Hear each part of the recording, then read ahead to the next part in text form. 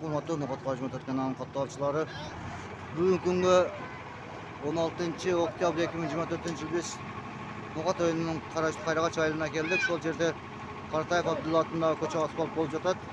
Şu koçanın elderi jana jaştары tereң rasipköz ошону менен бирге бизге демелчи болгон компаниянын банкка терең расипköz ошону менен Каймо спорт клубуна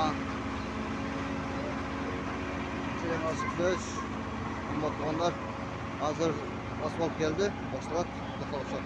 Дагы коңшулары чыкты, аксакалдар бар, жаштар бар, караңыздар. Калса бүгүн ушу Кайрагачта 3 көчө болду. 3-нчи көчө болуп жатат. Toza dağ erten bir köçe olur. Ondan sonra daha bir köçe olur. Bak köşkler Cemal Savaş. Bu yaklaşık komentar yapıyorlar. Uzunu 550 metre eken. Burası 4,5 metre. Onlar Ondan tuttuğunda kança akça gitti. Raskot gitti, sonra malumat veriyoruz.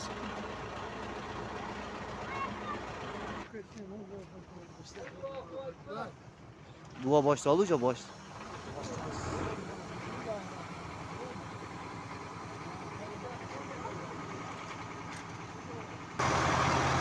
Bismillahirrahmanirrahim.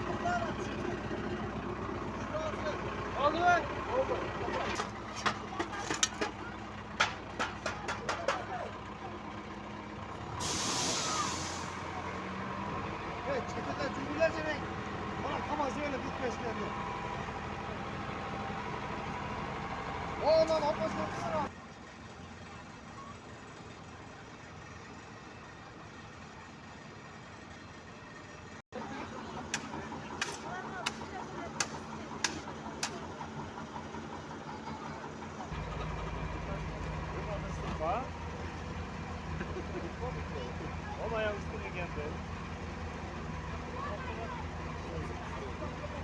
Gel.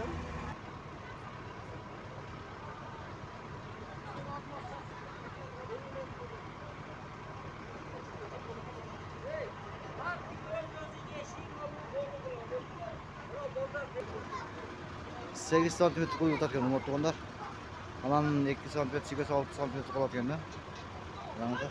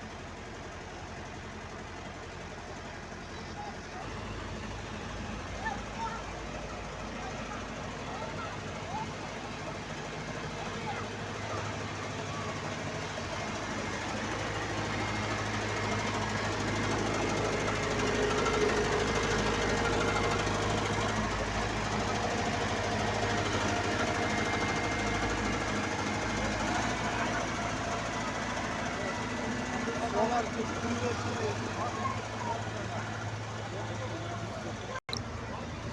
Hatay Jatırkan'ın Hatayçılar Dağıtıcı'da Cıransoy ve Başkan Tekrar Konuşuyor.